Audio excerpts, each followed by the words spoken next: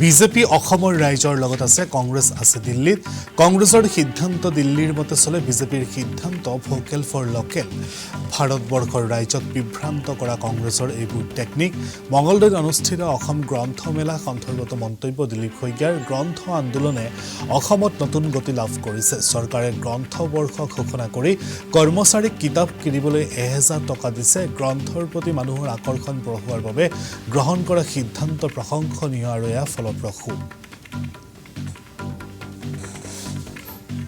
কংগ্ৰেছে দিল্লীত মিটিং পাতে, বিজেপি অসমত মিটিং পাতে।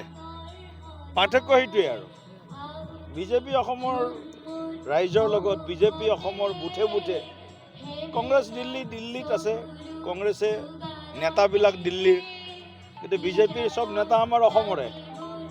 গতিকে কংগ্ৰেছৰ সিদ্ধান্ত সম্পূৰ্ণ দিল্লীয়ে যিধৰণে ক'ব সেইধৰণে হয়। আমাৰ ইয়াত দিল্লীৰ নেতৃত্বই আমি যিটো আমাৰ নীতি ভোকেল ফৰ লোকেল, আমি যি চিন্তা চৰ্চা কৰোঁ, আমাৰ যি ধৰণৰ মানে কৰ্মসূচী, এই কৰ্মসূচীক দিল্লীৰ নেতৃত্বই খালি সেউজ সংকেত দিয়ে। আৰু এওঁলোকৰ সেউজ সংকেত এওঁলোকৰ নিজেতো ল'বৰ কাৰণে দিল্লীৰ দুৱাৰে দুৱাৰে ঘূৰি ফুৰিব লাগে। সেইকাৰণে এওঁলোকে দিল্লীত সভা পাতে, আমি অসমত সভা পাতোঁ। ভোটচুৰিৰ উত্তৰ পাইছেতো। ভোটচুৰিৰ উত্তৰ মাননীয় গৃহমন্ত্ৰী ডাঙৰীয়াই লোকসভা আৰু ৰাজ্যসভাত তেওঁলোকক দিছে। প্ৰথম ভোটচুৰি তেওঁলোকে কৰিছিলে যেতিয়া দেশৰ প্ৰথম প্ৰধানমন্ত্ৰীৰ কথা চলিছিলে। নেহেৰুজীৰ পক্ষত মাত্ৰ 2খন ৰাজ্যই ভোটাধিকাৰ সাব্যস্ত কৰিছিল আৰু 17খন নে 18খন ৰাজ্যই চৰ্দাৰ পেটেলৰ কাৰণে কৰিছিলে, ভোট দিছিল। সেই সময়তে তেওঁলোকে ভোটচুৰি কৰি জৱাহৰলাল নেহৰুক প্ৰধানমন্ত্ৰী পাতিছিলে। ইন্দিৰা গান্ধী ডাঙৰীয়ানীয়ে 1975 চনৰ যিটো ইমাৰ্জেঞ্চি লগাইছিল, আপোনালোকে সকলোৱে জানে। তাৰ আগত কিছুদিন আগত এলাহাবাদ উচ্চ ন্যায়ালয়ে ইন্দিৰা গান্ধীৰ যি নিৰ্বাচন, সেই নিৰ্বাচনক অবৈধ ঘোষণা কৰিছিল আৰু 6 বছৰৰ কাৰণে অন্যায়ভাৱে তেওঁ নিৰ্বাচনত প্ৰতিদ্বন্দ্বিতা কৰাৰ বাবে আৰু ফলাফল তেওঁৰ পক্ষলৈ অনাৰ বাবে এই নিৰ্বাচন খাৰিজ কৰিছিল আৰু তেওঁক নিৰ্বাচনত উঠাৰ পৰা বাৰণ কৰিছিল। গতিকে কংগ্ৰেছে সময়ে সময়ে ভোট চুৰি কৰিছে, সময়ে সময়ে কংগ্ৰেছে দেশৰ সংবিধানক উলংঘিত কৰিছে, সময়ে সময়ে জনতাৰ দ্বাৰা নিৰ্বাচিত চৰকাৰ 100তকৈ ওপৰ অধিক সময়, অধিক বাৰ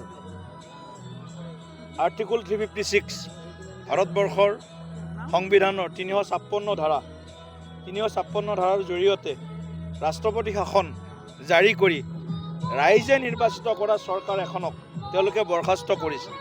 গতিকে কংগ্ৰেছে বিভিন্ন সময়ত অগণতান্ত্ৰিক তেওঁলোকৰ চৰিত্ৰ প্ৰকট হৈছিল। আৰু কংগ্ৰেছে বিগত যি SIR হ'ল বিহাৰত বা ভাৰতবৰ্ষৰ বিভিন্ন স্থানত যি SIR চলি আছে, অসমত SR চলি আছে, এই বিহাৰত এখনো তেওঁলোকে নিৰ্বাচন আয়োগৰ বিৰুদ্ধে তেওঁলোকে ক'তো পত্ৰ নিলিখিলে, তেওঁলোকে কোৰ্টত নগ'ল। কেৱল মাত্ৰ প্ৰেছ কনফাৰেন্স কৰে ৰাহুল গান্ধীয়ে, কেতিয়াবা হাইড্ৰজেন বোমা ফুটাই বুলি কয়, কেতিয়াবা কিবা বেলেগ বোমা ফুটাই বুলি কয়। সেই বোমা ফুটোৱাৰ পিছত গম পাওঁ যে আমাৰ বেলুনৰ শব্দ ফুটিলে যিমান হয়, সেই শব্দ বেছি ডাঙৰ হয় আমাৰ সৰু ল'ৰা ছোৱালীয়ে ফুটোৱা বেলুনৰ শব্দ, তেওঁলোকৰ হাইড্ৰজেন বোমাত কৰি। গতিকে কংগ্ৰেছৰ এইবিলাক কেৱল মানে ভাৰতবৰ্ষৰ ৰাইজক বিভ্ৰান্ত কৰা, ভাৰতবৰ্ষৰ ৰাইজক বিপথে পৰিচালিত কৰা তেওঁলোকৰ এইবিলাক টেকটিক্স। গতিকে যদি ভোট চুৰি কৰিছিল, কংগ্ৰেছে চুৰি কৰিছিল। এবাৰ ভোট চুৰিৰ কথা কয়, কেতিয়াবা কয় EVM বেয়া। তেওঁলোক হাৰিলে EVM বেয়া হয়, তেওঁলোক হাৰিলে ভোট চুৰিৰ কথা আহে। আৰু যেতিয়া তেওঁলোক জিকে, কৰ্ণাটকত তেওঁলোক জিকিছে, ভোট চুৰি হোৱা নাই। হিমাচল প্ৰদেশত তেওঁলোক জিকিছে, ভোট চুৰি হোৱা নাই। বিভিন্ন ৰাজ্যত তেওঁলোক যেতিয়া জিকে, তেতিয়া ভোট চুৰি নহয়, তেতিয়া EVM বেয়া নহয়।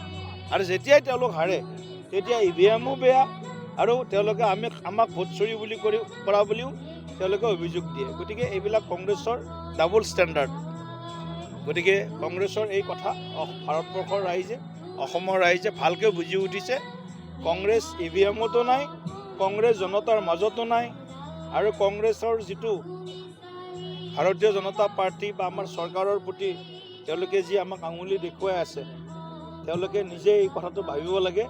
এটা আঙুলি বিজেপিলৈ যদি দেখুৱাইছে,